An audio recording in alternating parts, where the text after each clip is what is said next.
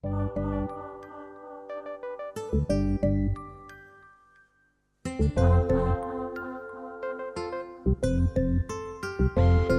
started my business in 2012. Okay. And I was doing it as a part-time in addition to my full-time job. At the time, I was a contractor out at Fort McCoy. Been doing that for more than a decade, and contracts end. And so I had to figure out what I was going to do with myself after contract life was over. And my dream since I was 9 had always been to make a living by writing. And, all through growing up, that took the form of wanting to be a published author. And although I've been able to self-publish a couple of books, it's just not a sustainable income. And so I was looking for ways to still be able to write and make money. And I came across this book called The Well-Fed Writer. And it talked about freelance writing and helping businesses write everything that goes across their desk, across their website every single day. And it really intrigued me. And I was like, that's it. That's what I'm going to do.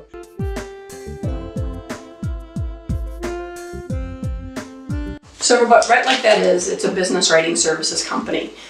With all the experience I had out at Fort McCoy as a manager and helping people with quality and human resources and financials and marketing and business development, it all kind of came together under that banner. And so that's what Write Like That does. We do a lot of grants, we do website content, we've helped firms with their policies and procedures, with writing up their quality documentation, but about 90% of what Write Like That does is proposal writing.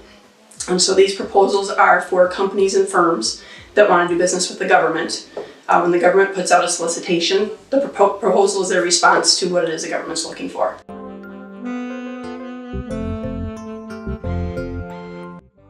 I think my biggest fear when I first opened is that I had never heard of anybody doing this before. So, if somebody tells you they're a plumber, you know in your head automatically what that means.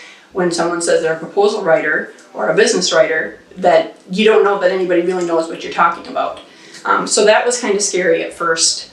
Plus the usual new business owner, entrepreneur fears of, is anybody going to want this? Am I going to make any money at it? Do I know what I'm doing? Do I know what I'm doing well enough that other people are going to think I'm good?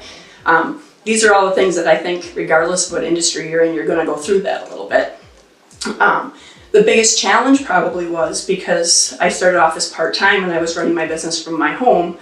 There's a stigma that goes with saying you work from home or that you have a home-based business, and whether or not your business is considered real, so to speak. And I ran my business from the beginning like I showed up at an office every day. We're incorporated. I went to my friends at Associated Accounting and they helped me figure out how to do that. I set hours for myself, disciplined. I made sure I had time for marketing, and if I didn't know something, I went to the right people who did know it for me, just like you would any other business working for anybody else. And that's probably the hardest part of being a business owner, is setting that for yourself, because you don't have anybody telling you what to do. You have to determine when you're going to do something and the quality to which it gets done.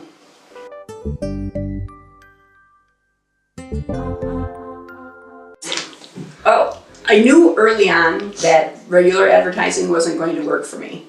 Taking an ad on the radio or in the newspaper, my target audience probably isn't looking there all the time. So it took some exploring and trying different things. I had some success with hiring an SEO firm to beef up my website for higher Google rankings if somebody looked for a proposal writer or something like that. So that was okay, but where I found the greatest success is networking, is getting to conferences where the government is at and where the people that want to work with the government are at, and kind of being that middleman and saying, I can help you, and I can help you, and I can help you, and this is how. That face-to-face has been really great. And then the other thing that's really worked is word of mouth. Every day I get a phone call from somebody saying, I heard you help so-and-so with so-and-so, and this is what I need, and then I can help them out.